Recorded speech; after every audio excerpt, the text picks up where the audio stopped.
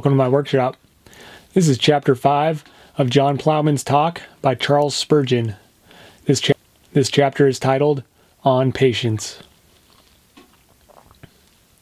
Patience is better than wisdom.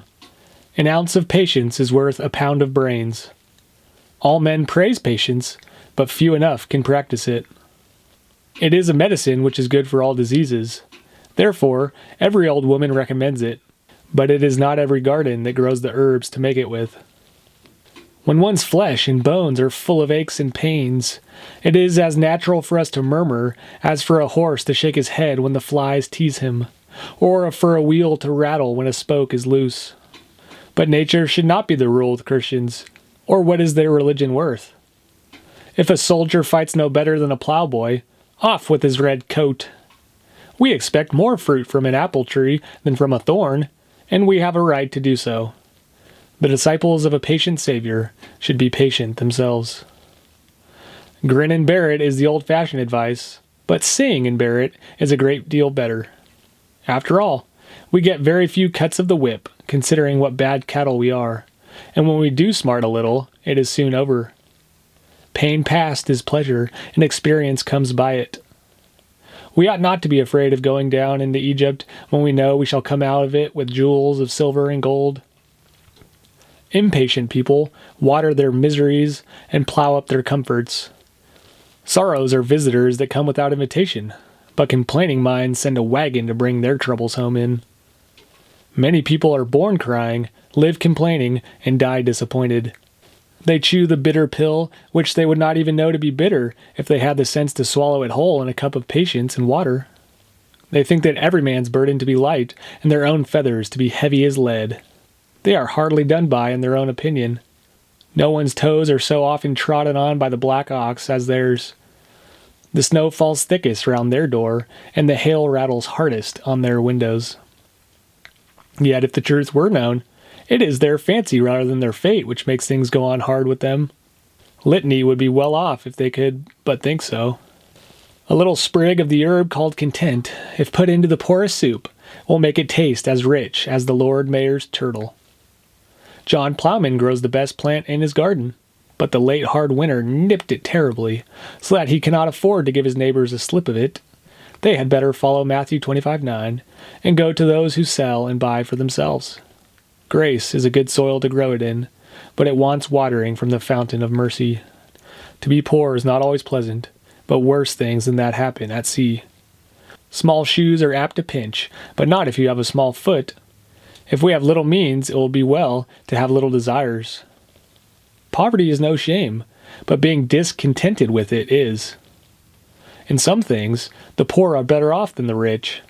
For if a poor man has to seek meat for his stomach, he is more likely to get what he is after than the rich man who seeks a stomach for his meat. A poor man's table is soon spread, and his labor spares his buying sauce.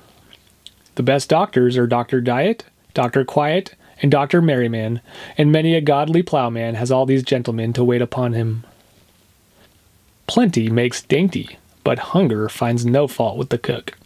Hard work brings health, and an ounce of health is worth a sack of diamonds. It is not how much we have, but how much we enjoy that makes happiness. There is more sweet in a spoonful of sugar than in a cask of vinegar.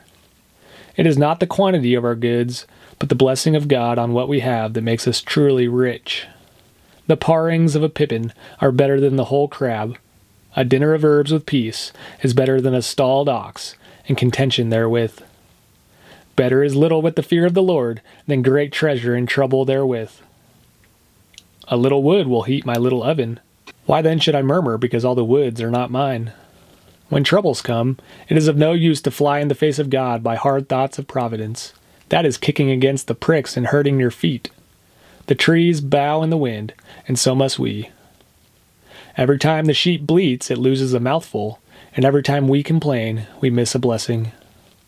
Grumbling is a bad trade and yields no profit, but patience has a golden hand. Our evils will soon be over. After rain comes clear shining. Black crows have wings.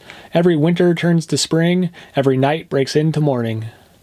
Blow the wind never so fast. It will lower at last. If one door should be shut, God will open another. If the peas do not yield well, the beans may. If one hen leaves her eggs, another will bring out all her brood. There's a bright side to all things and a good God everywhere. Somewhere or other in the worst flood of trouble, there is always a dry spot for contentment to get its foot on. If there were not, it would learn to swim. Friends, let us take to patience and water gruel, as the old folks used to tell us, rather than catch the miserables and give others the disease by wickedly finding fault with God. The best remedy for affliction is submitting to providence. What can't be cured must be endured. If we cannot get bacon, let us bless God that there are still some cabbages in the garden. Must is a hard nut to crack, but it has a sweet kernel. All things work together for good to them that love God. Whatever falls from the skies is sooner or later good for the land. Whatever comes to us from God is worth having, even though it be a rod. We cannot by nature like trouble any more than a mouse can fall in love with a cat, and yet Paul by grace came to glory in tribulations also. Losses and crosses are heavy to bear, but when our hearts are right with God, it is wonderful how easy the yoke becomes. We must go to glory by the way of weeping cross, and as we were never promised that we should ride to heaven in a feather bed, we must not be disappointed when we see the road to be rough, as our fathers found it before us. All's well that ends well, and therefore let us plow the heaviest soil with our eye on the sheaves of harvest, and learn to sing at our labor, while others murmur.